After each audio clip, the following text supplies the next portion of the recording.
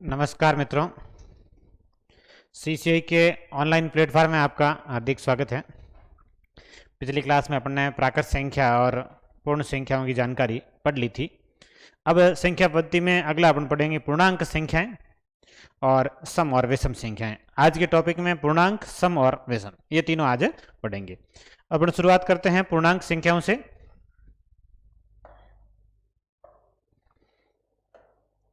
पूर्णांक, सबसे पहले पूर्णांक है क्या? पूर्णांक संख्याएं। अब देखिए, पूर्ण अंक, पूर्णांक का मतलब है पूर्ण अंक, मतलब अंक पूरा होना चाहिए। उसके बाद वो चाहे प्लस का हो चाहे माइनस का, उससे कोई फर्क नहीं पड़ता। तो पूर्ण अंक कौन कौन से? ये ऐसे 0, 1, 2, 3, 4, 5, ये जो पूर्ण अंक है ये ऐसे अनंत तक चलते हैं। ये अपन ने पढ़ी थी, ये पूर्ण संख्या है, 0 को छोड़ देती है प्राकृत संख्या। अब इसके साथ में यदि ऋणात्मक संख्याएं शामिल हो जाए, -1, -2, -3, -4, इसी तरीके से ये माइनस अनंत तक, तो ये हो जाएंगे पूर्णांक। ये प्राकृत संख्या एक के बाद की 0 लेते ही पूर्ण संख्या और ऋणात्मक लेते ही पूर्णांक संख्या। मतलब इसमें 0 के बाद में धनात्मक संख्या, मतलब प्लस की, इनको प्राकृत कह सकते हैं। 0 प्लस धनात्मक और इसके साथ में ऋणात्मक, मतलब माइनस वाली संख्या, माइनस, प्लस, 0, इन तीनों को मिला दिया जाए और पूरा पूरा अंक हो तो वो होगी पूर्णांक संख्याएं। अब ये पूर्णांक संख्या है। अब पूर्णांक संख्याओं को अपन संख्या रेखा पर दर्शा सकते हैं। जनरली संख्या रेखा क्या है, एक बार थोड़ा सा समझ लीजिए। ये संख्या रेखा का मध्य बिंदु 0 होता है। अब इस संख्या रेखा में एक तरफ धनात्मक संख्या है, 1, 2, 3, ये राइट हैंड साइड में दायां भाग,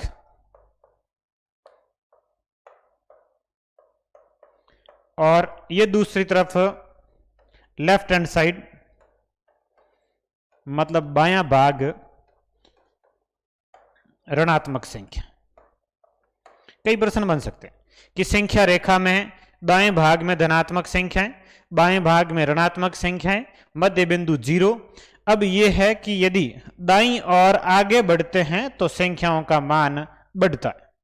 जैसे जैसे दाईं और आगे बढ़ेंगे संख्याओं का मान बढ़ेगा, और जैसे जैसे यदि बाईं और आगे बढ़ते हैं तो संख्याओं का मान घटता है। इधर जैसे जैसे जाएंगे संख्याओं का मान घटेगा। अब ये जैसे कि -4 है, ये -4 -3 से छोटा है, मतलब मान घटेगा। 4 से 5 छोटा होगा, 5 से उधर 6 छोटा होगा। ये माइनस में संख्याएं जैसे जैसे बड़ी होगी उसका मान कम होता जाएगा। सबसे बड़ा ऋण पूर्णांक ये -1, -1 सबसे बड़ा ऋण पूर्णांक है। सबसे बड़ा ऋण पूर्णांक, ये इंपॉर्टेंट याद कर लीजिए कि सबसे बड़ा ऋण पूर्णांक कौन सा है? -1। -1 सबसे बड़ा ऋण पूर्णांक है। -1 के बाद में 0 आ जाता है, और 0 से फिर आगे धनात्मक संख्या आ जाती है। 0 धनात्मक और ऋणात्मक दोनों में नहीं आता है। 0 के बाद इधर धनात्मक, 0 से उधर पहले ऋणात्मक, जैसे जैसे बढ़ेंगे मान घटेगा, और इधर जैसे जैसे बढ़ेंगे मान बढ़ेगा। यह संख्या रेखा पर अनंत संख्याएं होती है। इनके बीच में आप दूसरी संख्याओं को दर्शा सकते हैं। परिमेय संख्याएं भी दर्शाई जा सकती है कि 2 और 3 के बीच में कोई दशमलव की संख्या है कि कोई भिन्न की है, आप लिख सकते हैं। 2 और 3 इसके बीच में अनंत संख्या है, अनंत परिमेय संख्याएं संख्या रेखा पर दर्शा सकते हैं। संख्या रेखा पर कितनी संख्याएं होती है, ऐसे जनरली प्रश्न पूछे तो अनंत संख्याएं होती है। यह पूर्णांक संख्याओं की जानकारी। अब पूर्णांक संख्याओं में जनरली प्रश्न में पूर्णांक संख्या कौन सी है और कौन सी नहीं है। तो पूर्णांक संख्याएं कौन सी है? 0 के बाद की धनात्मक पूरा अंक, 0 के पहले की ऋणात्मक, लेकिन अंक पूरा होना चाहिए। पूर्ण अंक, पूर्णांक का मतलब है अंक पूरा होना चाहिए, ये मेन, और जो अंक पूरा है वो पूर्णांक है। अब इसके बाद देखिए नेक्स्ट, पूर्णांक संख्या में अगला प्रश्न एक आरोही अवरोही क्रम का बन सकता है, जनरली तुलना से संबंधित है। एक बार अपन देख लेते हैं आरोही अवरोही क्रम का एक छोटा सा प्रश्न, आसान सा है।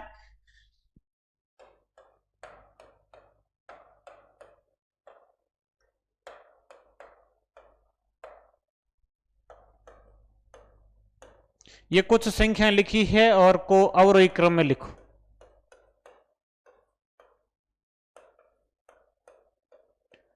अवरोही क्रम में लिखना है। अब आपको एक बात समझ में आनी चाहिए, अवरोही क्रम होता क्या, डिसेंडिंग ऑर्डर, इंग्लिश में इसको डिसेंडिंग ऑर्डर, अवरोही क्रम। अवरोही क्रम को हिंदी में दूसरा इसका नाम घटता क्रम। अवरोही क्रम का मतलब है घटता क्रम। अब घटते क्रम में सबसे पहले सबसे बड़ी संख्या लिखी जाती है, घटता क्रम लिखना है। अब इनमें से आपको पता करना सबसे बड़ी संख्या कौन सी। अब सबसे बड़ी संख्या हम जैसे सीधा देखते हैं तो 35 सबसे बड़ी संख्या, गलत, ये 35 नहीं है, ये क्या है, -35। अब प्लस की संख्याओं के हिसाब से देखेंगे तो सबसे बड़ी संख्या इनमें कौन सी है, 15, तो सबसे बड़ी संख्या कौन सी होगी, 15।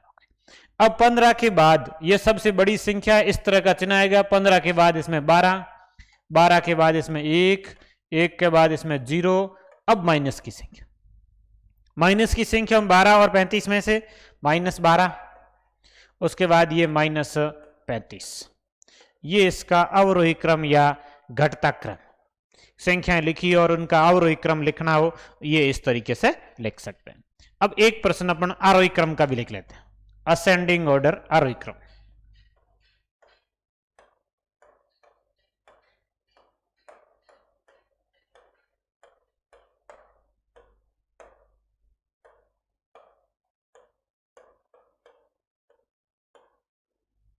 ये कुछ संख्याएं लिखी है और आपको इसका आरोही क्रम लिखना है, आरोही क्रम। अब सबसे पहले आरोही क्रम का दूसरा नाम लिख लेते हैं। आरोही क्रम का एक और नाम है आरोही क्रम, अंग्रेजी में तो इसको असेंडिंग ऑर्डर कहते हैं और हिंदी में इसका दूसरा नाम है बढ़ता क्रम, आरोही क्रम या बढ़ता क्रम। अब देखिए आरोही क्रम और बढ़ता क्रम लिखेंगे तो बढ़ते क्रम में सबसे पहले कौन सी संख्या लिखी जाती, मेन बात ये। तो इनमें बढ़ते क्रम में सबसे पहले छोटी संख्या लिखी जाती है। बढ़ता क्रम मतलब छोटे से बड़े की ओर, ये है छोटे से बड़े की ओर, छोटे से बड़े की ओर मतलब छोटी संख्या पहले लिखनी है और बड़ी संख्या बाद में। और जो घटता क्रम था वो बड़े से छोटे की ओर है, ये बड़े से छोटे की ओर, मतलब सबसे बड़ी संख्या पहले लिखनी है और फिर ऐसी घटते क्रम में लिखना है। अब इनमें से सबसे छोटी संख्या पहले लिखनी, छोटे से बड़े की ओर। तो इनमें सबसे छोटी संख्या में यह है कि माइनस की संख्या, और माइनस में भी जो बड़ी दिख रही है, माइनस में दो संख्या, एक 245 है एक 256 है, तो 256 ये सबसे छोटी होगी। ये -256, -256 सबसे छोटी संख्या, इसके बाद -245, इसके बाद 0, अब प्लस की संख्या। अब प्लस की संख्याओं का क्रम अपन लिख सकते हैं, 254, 356 और 485 में सबसे छोटी है 254, 254 के बाद 356 और 356 के बाद 485। ये इसका बढ़ता क्रम, असेंडिंग ऑर्डर। बढ़ते क्रम और घटते क्रम में यदि लिखनी हो, पूर्णांक से संबंधित मतलब ऐसा कोई फिक्स नहीं है, किसी से भी संबंधित प्रश्न बन सकता है। यहां पर अपन ने केवल लिख लिया है कि यदि बढ़ता और घटता क्रम लिखना हो कैसे लिखते। अगला पूर्णांक से संबंधित प्रश्न, पूर्णांक की विशेषताओं में एक अपने संवर्ग गुण पढ़ा था। कौन सी संख्याएं जो पहले अपन ने पढ़ी हैं, प्राकृत पढ़ी है और पूर्ण पढ़ी है, उनके लिए संवर्ग गुण लिखा था, योग, वैकलन, गुणा, भाग और अंतर। अब इसमें है कि जो संवर्ग गुण था कि जैसे प्राकृत में पढ़ा था कि दो प्राकृत संख्याओं का योग हमेशा प्राकृत संख्या होता है, दो प्राकृत संख्याओं का गुणा हमेशा प्राकृत संख्या होता है, ऐसा ही पूर्ण में भी पढ़ा था। अब ऐसा ही पूर्णांक में भी है। पूर्णांक संख्याओं के लिए योग संवृत होता है, योग वैसे सभी के लिए संवृत है। यहां पर यह अलग है, पूर्णांक संख्याओं का वैकलन भी संवृत होता है। इससे पहले वैकलन संवृत नहीं था कहीं पर भी।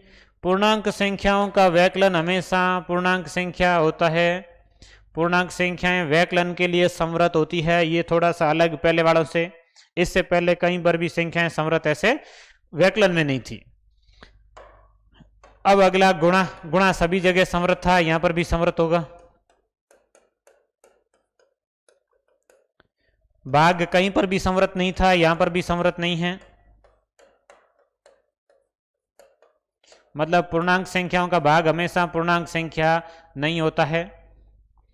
अंतर, प्राकृत संख्याओं का अंतर जो था संवृत नहीं था, पूर्ण संख्याओं का अंतर संवृत था, और पूर्णांक संख्याओं का जो अंतर है वो भी संवृत होगा। तो ये पूर्णांक संख्याओं के लिए है, थोड़ा सा अलग इसमें एक ही आया कि वैकलन, वैकलन संवृत होता है, बाकी तो सेम है पहले वाले पूर्ण संख्याओं के जैसे के जैसे हैं। एक नया ये चेंज हो गया कि वैकलन जो है वो संवृत होता है, मतलब दो पूर्ण संख्याओं का वैकलन मतलब घटाव जो होगा वो हमेशा, वैकलन को आप घटाव लिख सकते हैं, वैकलन लिखो घटाव लिखो एक ही बात है, हमेशा पूर्ण संख्या होता है। इसको लिख लेना, संवरक गुण, ये जो गुण है ये संवरक गुण है, संवरक गुण में ये पांचों, वैसे 4 संक्रियाएं, पांचों अंतर का लिखा जाता है, बाकी संक्रियाएं 4 ही है, चारों संक्रियाओं के लिए है, इसको लिख लेना, क्लियर, इंपॉर्टेंट है ये। अब पूर्णांक संख्याओं से संबंधित प्रश्न यही थे। अब इसके बाद नेक्स्ट अपन पढ़ रहे हैं सम संख्या।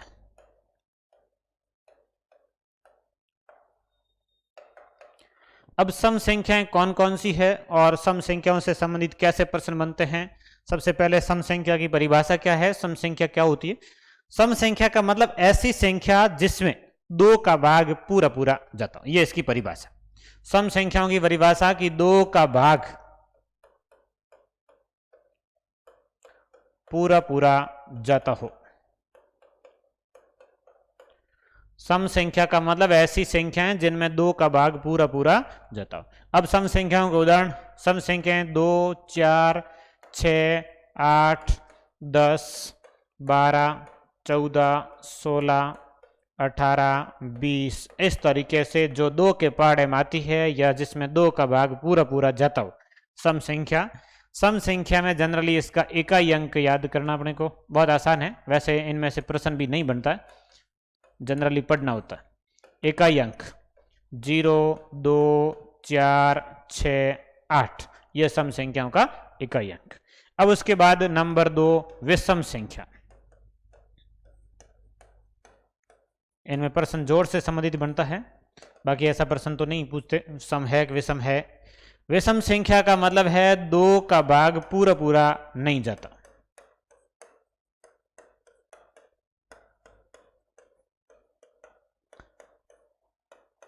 दो का भाग पूरा पूरा नहीं जाता हो, मतलब ऐसी संख्याएं विषम संख्याएं कहलाती। अब विषम संख्याएं हैं 1, 3, 5, 7, 9, 11, 13, 15, 17, 19, इस तरीके से, मतलब जो 2 के पहाड़े में नहीं आती हो, विषम संख्या। और विषम संख्याओं का भी इकाई अंक अपने को याद कर लो। अब देखिए इकाई अंक, विषम संख्याओं का इकाई अंक 1, 3, 5, 7 और 9, ये विषम संख्या। अब सम संख्या और विषम संख्या समझ में आ गई। सम संख्या का मतलब 2 का भाग पूरा पूरा जाता हो, और विषम संख्या का मतलब 2 का भाग पूरा पूरा नहीं जाता हो। अब नेक्स्ट देखिए, इनमें जो प्रश्न बनते हैं ये प्रश्न इंपोर्टेंट नहीं है। नेक्स्ट ये अब यहां से जो अपन पढ़ेंगे जोड़ से संबंधित, ये इंपोर्टेंट है। सबसे पहले सम संख्याओं की जोड़ पढ़ते हैं। प्रथम n सम संख्याओं का योग, प्रथम n सम संख्याओं का योग n कोष्ठक n+1, ये इसका फॉर्मूला। प्रथम n सम संख्याओं का योग n कोष्ठक n+1। अब प्रथम n सम संख्याओं का मतलब क्या है कि शुरुआत से कितनी सम संख्याएं जोड़नी है। n का मतलब है शुरू से लेकर कितनी सम संख्याएं जोड़नी है। 2 सम संख्या जोड़नी, 5 जोड़नी, 10 जोड़नी, 20 जोड़नी, 50 जोड़नी। अब ये प्रथम n सम संख्या मतलब शुरुआत से कितनी सम संख्या। अब प्रश्न देखिए, प्रथम 20 सम संख्याओं का योगफल, प्रथम 20 सम संख्याओं का योगफल कितना होगा, ये प्रश्न। सीधा सीधा जैसा सूत्र है वैसा का वैसा प्रश्न है। प्रथम 20 सम संख्याओं का योग। अब 20 सम संख्याओं का योग मतलब 20 गुणा 20 ने 21, n कोष्टक n + 1, 20 गुणा 21 गुणा 2 42 ने 1 0 420। ये 20 सम संख्याओं का जोड़ कितना हो जाएगा 420। 20 सम संख्याओं का योग मतलब 20 गुणा 21। अब यही प्रश्न एक और लिख लेते हैं, सेम उदाहरण। प्रथम 50 सम संख्याओं का योग। प्रथम 50 सम संख्याओं का योग 50 गुणा 51। ये प्रथम 50 सम संख्याओं योग 50 गुणा 51। गुणा कर लो, 0 5 का 1 से गुणा 5 और 5 का 5 से गुणा 25, 2550। ये प्रथम 50 सम संख्याओं योग मतलब 50 संख्या है, 50 का 51 से गुणा कर लो। अब यही प्रश्न थोड़ा सा दूसरे तरीके से बन सकता है। ये आसान सा है, सीधा सीधा जितनी संख्या है उसका अगली संख्या से गुणा करना है। अब ये प्रश्न इस तरीके से पूछा जाता है, 50 तक की सम संख्याओं का योग।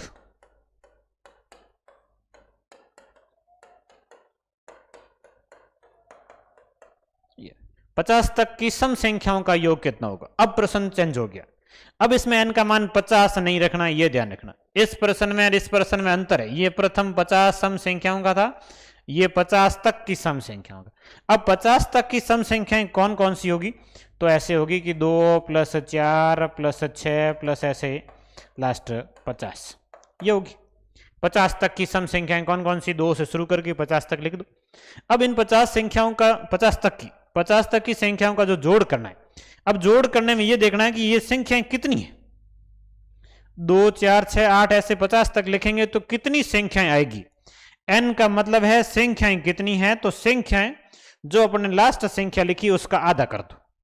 लास्ट 50 है मतलब 25 संख्याएं आई, 50 तक तो गिनती हुई, संख्याएं 25 ही आएगी। तो यहां पर जो n का मान लिखना वो कितना लिखना है, 25 लिखना। n का मतलब संख्याएं कितनी, इसमें प्रथम 50 सम संख्याओं का मतलब जोड़ ऐसी थी, 2 + 4 + 6 + 8 प्लस लास्ट 100 था।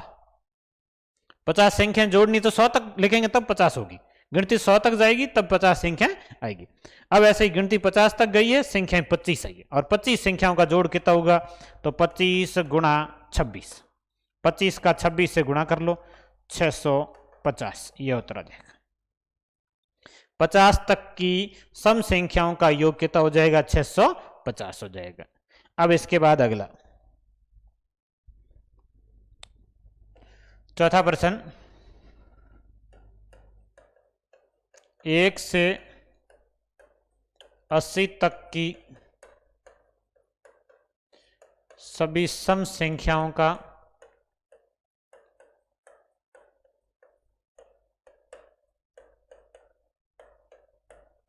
एक से 80 तक की सभी सम संख्याओं का योगफल कितना होगा। अब 1 से 80 तक की कितनी सम संख्या हैं ये ज्ञात करना पहले। 80 तक गिनती है, 80 तक गिनती में सम संख्याएं आधी होगी, n बराबर 40। 80 तक गिनती में कितनी सम संख्याएं होगी, 40 सम संख्याएं होगी, और 40 संख्याओं का योग 40 गुणा 41, 0 4 एकम 4 4 चौके 16, 1640। 80 तक गिनती में 40 सम संख्याएं और 40 सम संख्याओं का जोड़ 40 गुणा 41। अगला प्रश्न बहुत आसान प्रश्न है। 1 व 100 के मध्य की सभी सम संख्याओं का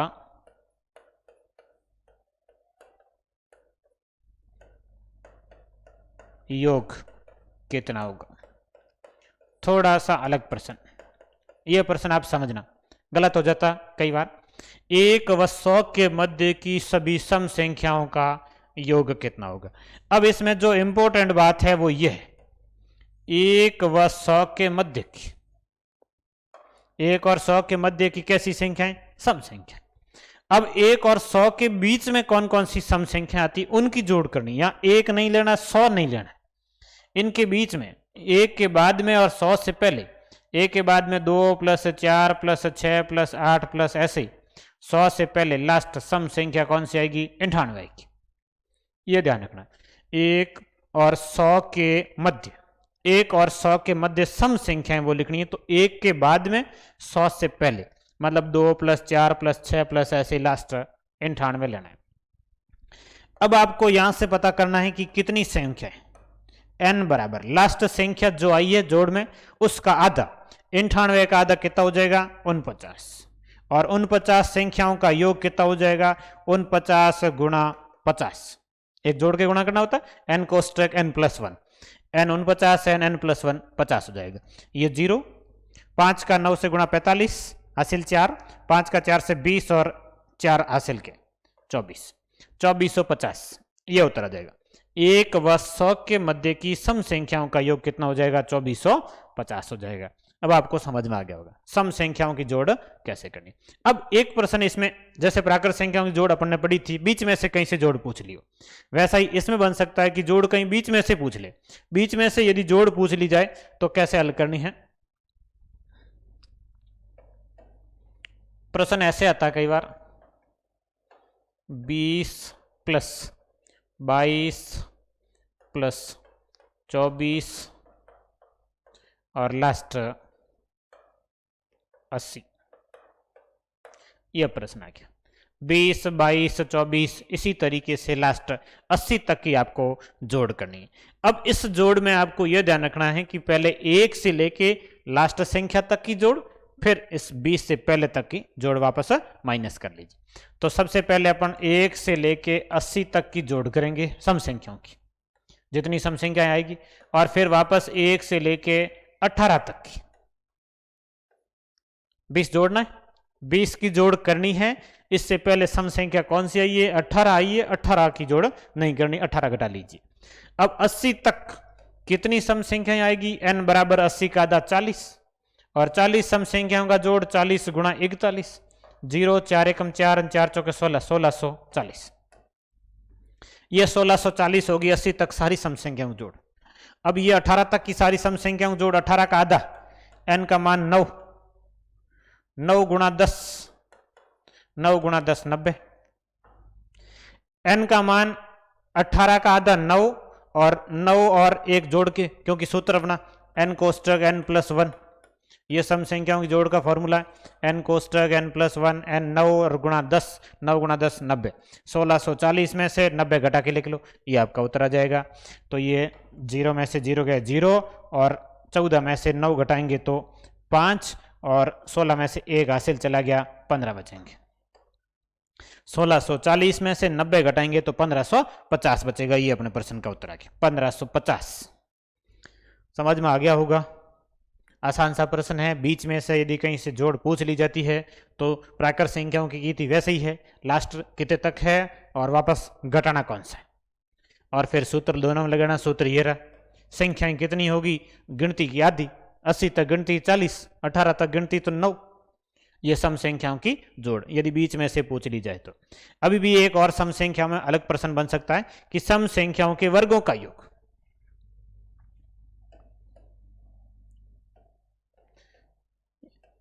इस तरीके से प्रथम 20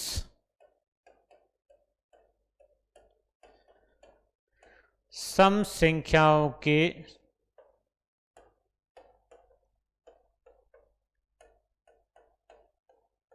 वर्गों का योग, प्रथम 20 सम संख्याओं के वर्गों का योगफल।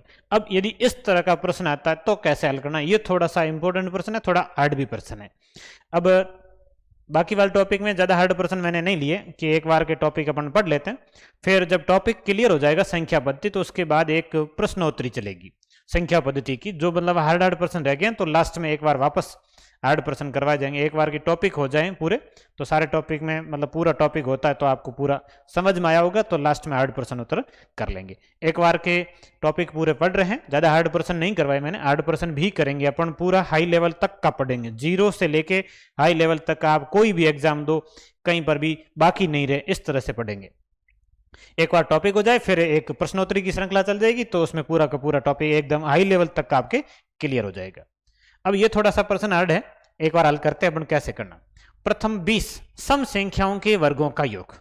प्रथम 20 सम संख्याओं के वर्गों के योग में पहले तो ये कि सम संख्या 20 कौन सी होगी, तो पहली संख्या 2, 4, 6, 8 और 20 सम संख्या लिखनी, मतलब लास्ट होगी 40।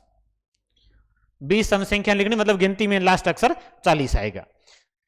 अब ये इन सम संख्याओं के वर्गों का योग है, 2 का स्क्वायर प्लस 4 का स्क्वायर प्लस 6 का स्क्वायर प्लस 8 का स्क्वायर प्लस इसी तरीके से ये लास्ट 40 का स्क्वायर। ये है प्रश्न। प्रथम 20 सम संख्या लिखनी है, 20 सम संख्याओं का मतलब लास्ट सम संख्या 40 आएगी और 40 तक वर्गों का योग करना है। अब इसमें आपको ये सम संख्या है, मतलब पहली सम संख्या 2 गुणा 1 है, दूसरी सम संख्या 2 गुणा 2 है, वर्ग है इनका। तीसरी सम संख्या 2 गुणा 3 है, चौथी सम संख्या 2 गुणा 4 है। अब ऐसे ही लास्ट ये 20वीं सम संख्या है, मतलब 2 गुणा 20 है। 20वीं सम संख्या मतलब 2 गुणा 20, 2 गुणा 20 कौन सा, मतलब 40। अब इन संख्याओं में एक चीज कॉमन है, सभी में कॉमन कौन सी है कि सम संख्या है तो 2 सभी में आया है, ये 2, ये 2, ये 2, ये 2, सभी में 2 आया। अब ये जो 2 सभी में आया, ये सम संख्या है तो 2 तो आना ही है भाई, 2 का ही पार्ट है तो 2 तो कॉमन आना ही। अब 2 और उसका स्क्वायर, सभी में 2 का स्क्वायर कॉमन है, आप 2 का स्क्वायर कॉमन ले लो, ये 2 का स्क्वायर कॉमन। उसके बाद पहले में ये 2 का स्क्वायर आ गया, 1 का स्क्वायर बचेगा। दूसरे में 2 का स्क्वायर बार कॉमन आ गया, 2 का स्क्वायर बचेगा। तीसरे में 2 का स्क्वायर कॉमन आ गया, ये 3 का स्क्वायर बचेगा। ये 2 का स्क्वायर कॉमन तो 4 का स्क्वायर। अब इसी तरीके से ये लास्ट 20 का स्क्वायर, 1 का स्क्वायर, 2 का स्क्वायर, 3 का, 4 का और ऐसे 20 का स्क्वायर। अब देखिए इसमें जो आपको 2 का स्क्वायर कॉमन लिया है वो आप सीधा 2 का स्क्वायर 4 लिख दो, और बाकी जो ये बचा है ये अपन ने पहले पढ़ा है। इस तरह की जोड़ अपन ने प्राकृत संख्याओं में पढ़ ली है। ये प्राकृत संख्याओं के वर्गों का योग है, 1, 2, 3, 4 ये प्राकृत संख्याएं, 20 तक की प्राकृत संख्या और इनका वर्ग। प्राकृत संख्याओं के वर्गों के योग का एक सूत्र लिखा था, याद होगा, n कोष्टक n + 1 2n + 1 और बटे में 6। यह प्राकृत संख्याओं के वर्गों के योगफल का सूत्र है, n कोष्टक n + 1 2n + 1 बटे 6। अब इस प्रश्न में n का मान कितना रखना, 1 से 20 तक की प्राकृत संख्याओं के वर्गों का योग है, तो 20 तक प्राकृत संख्या वर्गों के योग में n का मान लिखना है 20।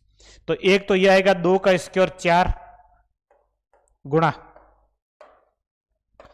अब ये लिखना है n का मान 20 रख के ये सूत्र, n का मान 20 गुणा 20 ने 1 21 गुणा, अब 20 का 2 से गुणा 40 ने 1 41 और बटे में 6। अब ये कैलकुलेशन हल करनी है और हल करके इसका उत्तर लिखना है। अब हल करने में ये 3 से काट दो, ये 7 बार, ये 3 से कट जाएगा 2 बार, 2 20 से कट जाएगा 10 बार, ये गुणा कर लो, 7 एकम 7 और 7 चौके 28, 2870 ये गुणा हो गया। और गुणा करना अब 4 से, 0 का 4 से गुणा 0, 4 का 7 से 28 हासिल 2, 8 का 4 से 2 32 2 34 हासिल 3, 4 का 2 से 8 3 11, ये आपका उत्तर आ गया 11,480। प्रथम 20 सम संख्याओं के यदि वर्गों का योग ज्ञात करना हो तो इस तरीके से हल करना है, 11,480 इसका उत्तर आएगा। अब एक बार इस प्रश्न को थोड़ा सा वापस समझ लीजिए, इंपॉर्टेंट प्रश्न है, थोड़ा सा हार्ड प्रश्न भी है, समझिए कैसे हल करना था। ये प्रथम 20 सम संख्याएं लिखनी थी, पहले अपने लिखी, पहली शुरुआत से 2 4 6 8 20 लिखेंगे, मतलब लास्ट 40 आएगी। एक मैन ये ध्यान रखना कि लास्ट यदि 20 लिख रहे हैं, संख्या 20 लिख रहे हैं तो लास्ट संख्या 40 आएगी। अब इन संख्याओं को टुकड़े करके ऐसे लिखा कि सम संख्या 2 गुणा 1 है, ये 2 गुणा 2 है, ये 2 गुणा 3 है, ये 2 गुणा 2, ये 2 गुणा 3, ये 2 गुणा 4, ऐसे 40 मतलब 2 गुणा 20 है। सभी का स्क्वायर है ही। फिर एक संख्या इसमें कॉमन आएगी, कॉमन आएगा 2 का स्क्वायर, 2 का स्क्वायर कॉमन, 1 का स्क्वायर, 2 का स्क्वायर, 3 का, 4 का, ऐसे ही इसमें 20 का स्क्वायर। अब ये 1 से 20 तक की प्राकृत संख्याओं के वर्गों का योग है और ये वर्गों का योग, इसका सूत्र लिखना है। ये सूत्र n कोष्टक n+1 2n+1 बटे 6। अब इसमें 4 गुणा 2 का स्क्वायर 4 लिख दिया और फिर प्राकृत संख्या वर्गों के योग का सूत्र n का मान 20, 20 गुणा 21 गुणा 41 और बटे में 6। इसको कैलकुलेट किया गया, 11,480 आ गया। समझ में आ गया होगा। थोड़ा सा हार्ड प्रश्न था, अलग तरीके का प्रश्न है, आपको ये लिख लेना है। अब सम संख्याओं के संबंधित प्रश्न यही है। अब ऐसे ही प्रश्न अपने विषम संख्याओं से संबंधित हल करेंगे। सबसे पहले अपने इसका फॉर्मूला लिखते हैं। प्रथम n विषम संख्याओं का योग, प्रथम n विषम संख्याओं का योग n स्क्वायर। सम वाले से भी ये आसान है।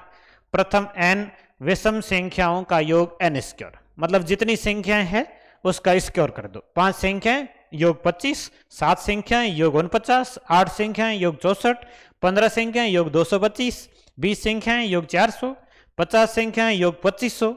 जितनी संख्याएं उसका स्क्वायर कर दो। आसान आसान, सीधा सीधा। 100 संख्याएं 10,000। अब इसमें प्रश्न जैसे सीधा सीधा प्रथम 20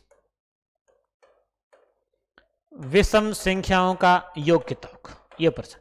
प्रथम 20 विषम संख्याओं का योग 20 का स्क्वायर और 20 का स्क्वायर कितना हो जाएगा 400। बहुत आसान प्रश्न। दूसरा, प्रथम 50 विषम संख्याओं का योग, 50 विषम संख्याओं का योग 50 का स्क्वायर, 50 का स्क्वायर 2500। जितनी संख्या है उसका स्क्वायर कर दो। प्रथम संख्या, ये ध्यान रखना, प्रथम संख्या। अब ये प्रश्न चेंज हो सकता है, ऐसे आ जाए 50 तक की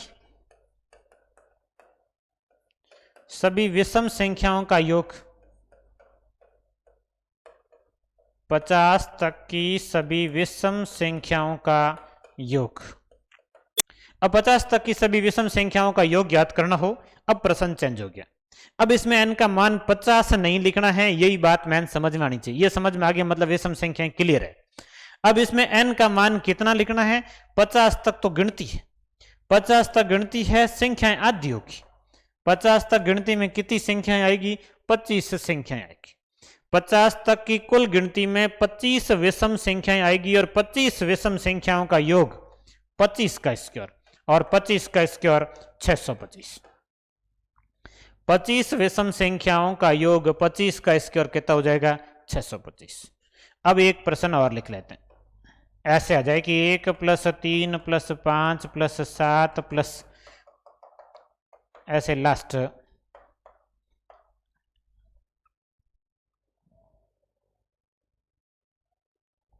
121, ये जोड़ करनी।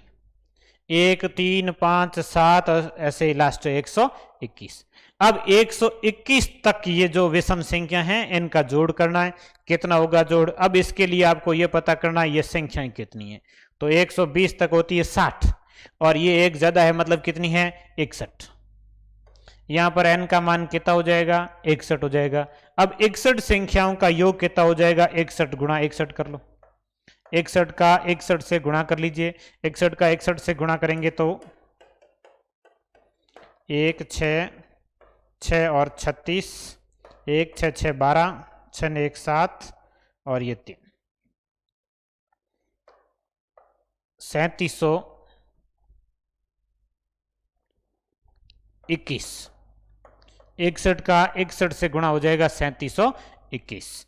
अब ये इसका उत्तर आ जाएगा 3721। 1 + 3 + 5 + 7 ऐसे ही लास्ट 121 है। अब आपको ये देखना है 21 तक, 121 तक, 121 तक कितनी विषम संख्याएं आई? 61 विषम संख्याएं आएगी। 121 का आधा करना है, नहीं हो रहा है 122 का कर लीजिए, चाहे 120 का कर लीजिए, वहां से अपन पता कर सकते हैं। 120 से करेंगे तो 120 तक होती है 60 और एक बाद में 121 आ गई, मतलब हो जाएगी 61। 61 संख्या और 61 संख्याओं का योग 61 गुणा 61, 61 का 61 से गुणा कर दिया गया, ये 3721। समझ में आ गया होगा प्रश्न। विषम संख्याओं की जोड़ कैसे करनी। अब यही प्रश्न बीच में से पूछा जा सकता है और यही प्रश्न वर्गों के योग में बन सकता है। अब 2 प्रश्न और बनते हैं, उनको भी हल करते हैं। यदि बीच में से पूछे तो ऐसे पूछा जा सकता है,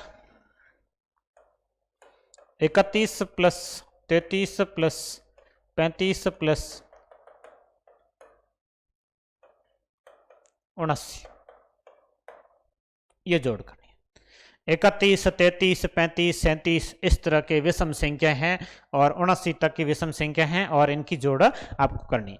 अब ये जोड़ कैसे करनी। अब इसके लिए कि आप सबसे पहले 1 से शुरू करके लास्ट 79 तक ले लो, फिर वापस माइनस करना 1 से लेके 30 तक। 30 लिखो 29 लिखो कोई फर्क नहीं पड़ेगा, 30 तक लिखेंगे तो भी 15 संख्या है, 29 तक लिखेंगे तो भी 15 संख्या। अपने ये मतलब है संख्याएं कितनी है। अब ये 1 से 79 तक है, 79 तक कितनी विषम संख्या है, आधी। 79 का नहीं और ये 80 कर दो, 80 का आधा कितना होता है 40, मतलब 79 तक लिखो 80 तक लिखो, विषम संख्याएं कितनी आएगी 40 आएगी। और ये 30 तक विषम संख्याएं कितनी आएगी 15 आएगी।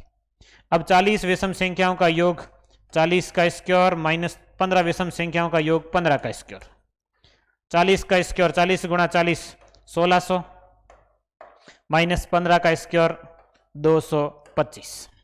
ये 40 विषम संख्याओं का योग 40 का स्क्वायर, 15 विषम संख्याओं का योग 15 का स्क्वायर और 40 का स्क्वायर 1600 और 15 का स्क्वायर 225। अब ये 1600 में से 200 घटा लीजिए 1400, उसमें से 25 और घटा लीजिए 1375। 1600 है, 200 घटाएंगे 1400 बचेंगे, 1400 में से 25 और घटा लीजिए 1375 बचेंगे, ये 1375 योग आ गया। इन संख्याओं का योग कितना होगा 1375 होगा। अब आपको ये समझ में आ गया होगा विषम संख्याओं का योग यदि बीच में भी पूछी हो तो कैसे करना होता है। अब एक प्रश्न, विषम संख्याओं के वर्गों का योग, ये थोड़ा सा अलग है, इसमें फॉर्मूला है, याद करना आपको, नया फॉर्मूला है। प्रथम n विषम संख्याओं के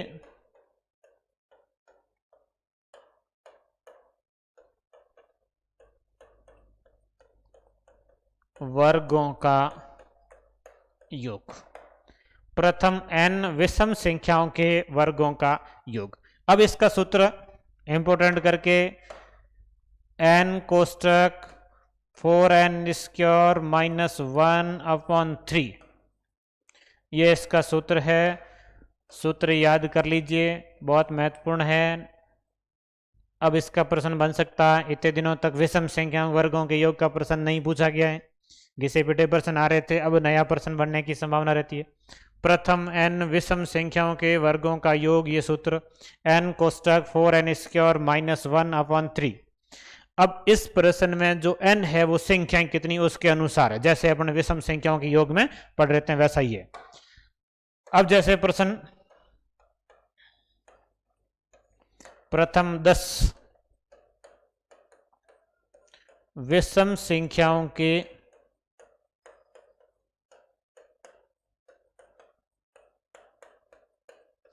वर्गों का योगफल ज्ञात करो, यह प्रश्न।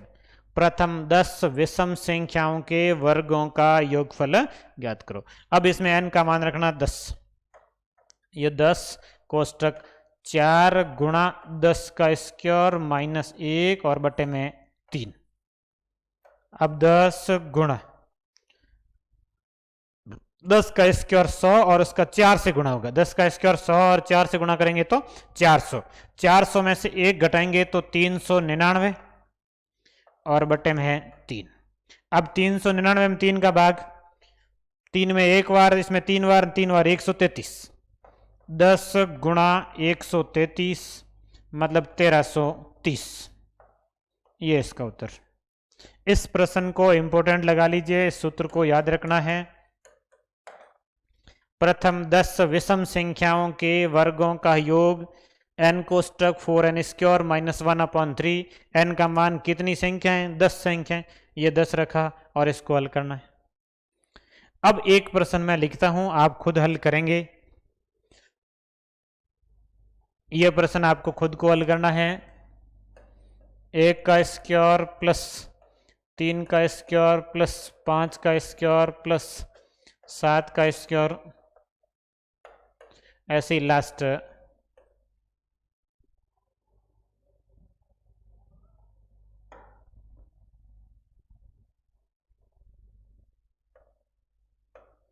29 का स्क्वायर। ये आपको खुद को हल करना है। कमेंट बॉक्स में आप उत्तर देख सकते हैं, कोई न कोई उत्तर देगा, नहीं मैं आपको सही उत्तर बता दूंगा, आप उत्तर लिख लेना। ये प्रश्न है, इंपॉर्टेंट प्रश्न है विषम संख्याओं के वर्गों के योग का। अब एक देखिए, विषम संख्याओं में एक पैटर्न बनता है। जैसे पहली विषम संख्या 1, दो विषम संख्याओं का योग 1 और 3 4। अब 1 3 और 5, 5 3 8 और 1 9, 1 3 5 और 7,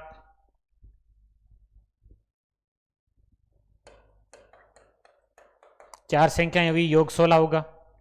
ये ऐसे एक पैटर्न है, मतलब जितनी संख्या है उसका स्क्वायर कर दो।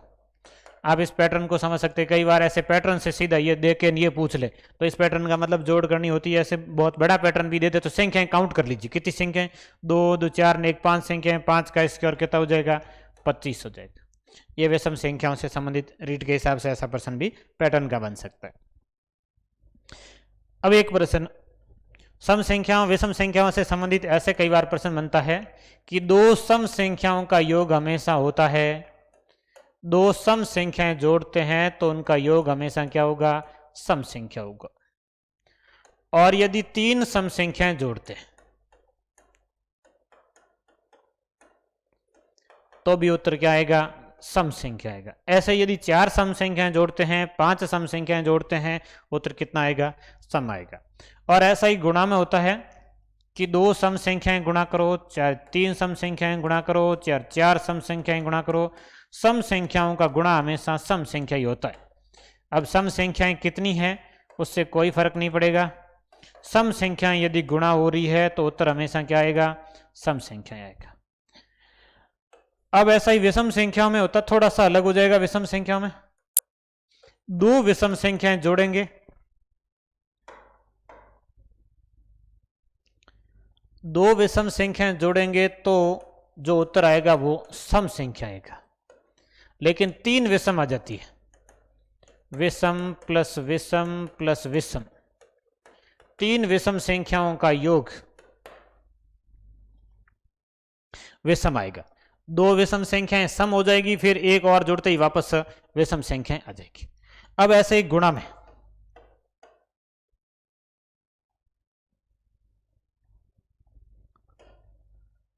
सम संख्या गुणा विषम संख्या, एक सम और एक विषम का जो गुणा होता है वो हमेशा सम संख्या होता है।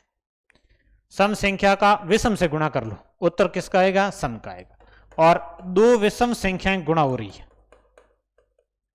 2 विषम संख्याएं गुणा होगी तो जो उत्तर आएगा वो किसका आएगा, विषम संख्या आएगी। अब इस प्रकार की कई समस्या आती है, 3 विषम संख्याएं जोड़नी है कि गुणा करना है कि ऐसा कोई आता है तो आप छोटा सा उदाहरण लेके समझ सकते हैं। जैसे ये कोई प्रश्न होता कि 3 सम संख्या जोड़नी, कोई भी जोड़ दो, 6 4 8 जैसे जोड़ी, उत्तर देख लीजिए क्या आ रहा है, 6 4 10 8 18, 18 कैसी संख्या है, सम है, मतलब 3 सम संख्याओं का जोड़ क्या होता है, सम होता है। अब जैसे 3 सम संख्या गुणा करनी हो, जैसे 2 गुणा 4 गुणा 6,